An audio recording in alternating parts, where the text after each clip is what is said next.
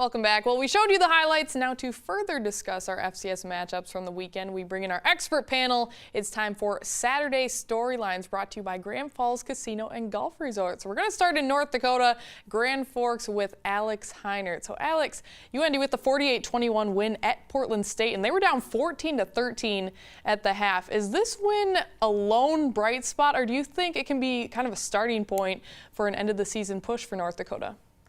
Well, first off, Kelly, whether this was a one-week flash or the start of something special, it was fun to be reminded Saturday of how good this UND team can be. This looked a lot like the defense that steamrolled through the Big Sky last year, forcing 4 turnovers, stuffing the run all evening. The offense kept the ball for 9 minutes more than their opposition. They were great on third down. They converted 9 of 14 opportunities on third. For much of the season, really, UND hasn't been played off the field against teams. They've just not been able to come up with difference-making plays when called upon. But against Portland State, that just wasn't the case. I know UND's got just 2 games left on their schedule. Their bye week comes at the end of the year. They play 2 ranked opponents in Southern Utah and Eastern Washington. But even though they're banged up, and even though they've got nothing left to play for, quote unquote, they showed Saturday at Providence Park they've still got the talent, the desire, and a whole lot of fight left in this team. I wouldn't write them off just yet. Yeah, a tough slate ahead, but I mean, a win's a win, and a road win is even better, so yeah, they definitely needed that one. All right, thanks, Alex. Moving to West Fargo, talking NDSU football. Another impressive win, but Bichon, Lance Dunn, left the game due to an injury. Do you have any updates on that? Yeah, Lance Dunn, he got hurt at the end last week, and then maybe, how long is he going to be out? A week or 2? Well, we found out today it has actually a torn labrum in the hip, which means it's a minimum of 4 to 6 weeks before Dunn could potentially see the field, but he may not play again this season. So NDSU actually pulled the red shirt off a true freshman running back, Seth Wilson, because they are down to 3 running backs total. Adam Cofield is another redshirt freshman that will not play for a while. They got some other guys that have just been banged up. Ty Brooks is still coming off an injury. So NDSU started with 6 healthy tailbacks, 5 which they expected to play. Damaris Purifoy tore an ACL. Now they're down to 3 guys, including a true freshman. So the Bison got to try to hold things up here as they get through a difficult stretch moving into November. Starts with South Dakota State, obviously, coming up this weekend.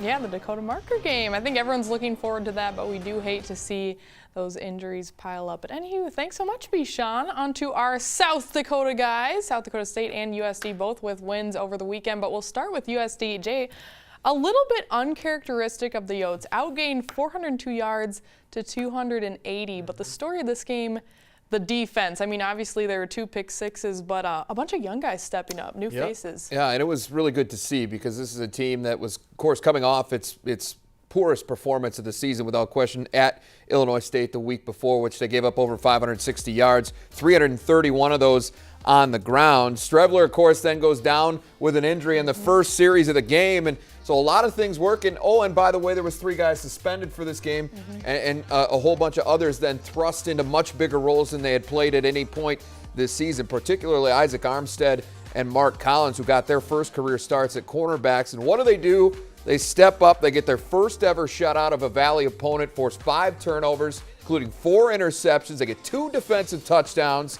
also had 2 sacks, 9 tackles for loss, and they hold Southern Illinois to 0 for 3 in the red zone. So perfect way to show that this team can rebound from that poor performance at Illinois State. And the way that they did it with who they did it was probably the most important part. Yeah, it was fun to watch. Definitely fun to be on the sideline and see how pumped up the guys were. But you talked about the Chris Strevler injury. That first drive of the game kind of gets slammed down on his non-throwing shoulder. The whole Dakota Dome went silent, but any updates on that? Yeah, it was a scary moment because Chris has just seemed to be one of these guys that physically is almost stronger than anyone that you've ever seen play the position at times. Or at least that's kind of the persona that he's developed here. And so to see him come off in such obvious pain was kind of surprising. The good news was it was a stinger. He could have played in the second half. They chose to hold him off just for his protection and the fact that the game was where it was. But the good news is it looks like everything's going to be okay.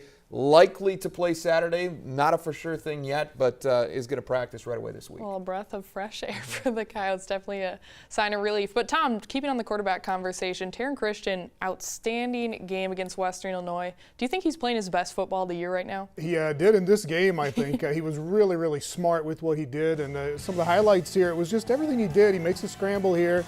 tucks it under, doesn't make a bad throw. The ref probably saves him from getting his head taken off right here, but he was just smart. This is a 2nd and 16 play. Scrambles, doesn't slide here, keeps the play alive, goes for 19 yards, picks up a first down, and his passing was on as well. Winnicky dropped the touchdown on a great throw in the first quarter. This was that great throw on the fade route, and then this is a 3rd and 15 from their own 8-yard line, and out of the end zone, he hooks it up with Winnicky to keep a drive going there. Great throw going to his left on another 3rd down conversion, and then this is my favorite play here. The game was in hand already. Avoids the big rush, makes a little flip pass here to Callan Hart. So he just made all the right decisions. Had the 1 interception in the first on the first drive of the game, second drive of the game for the Jacks. But other than that, he was outstanding in this game. 709 yards and 7 touchdowns in his last 2 games. North Dakota State's defense is a different kind of defense this weekend, so we'll see what happens there. That'll be exciting. Also, Offensive Player of the Week for the National Missouri Player of the Valley. Week for Christian. He's been good in Very the last impressive. 2 weeks. All right. Well, thanks so much, guys. Great discussion. Coming up after the break, we send it back up to Grand Forks. We'll hear from Alex Heiner. He brings us the highlights from UND Hockey's NCHC opening weekend at Colorado College. Stay right here.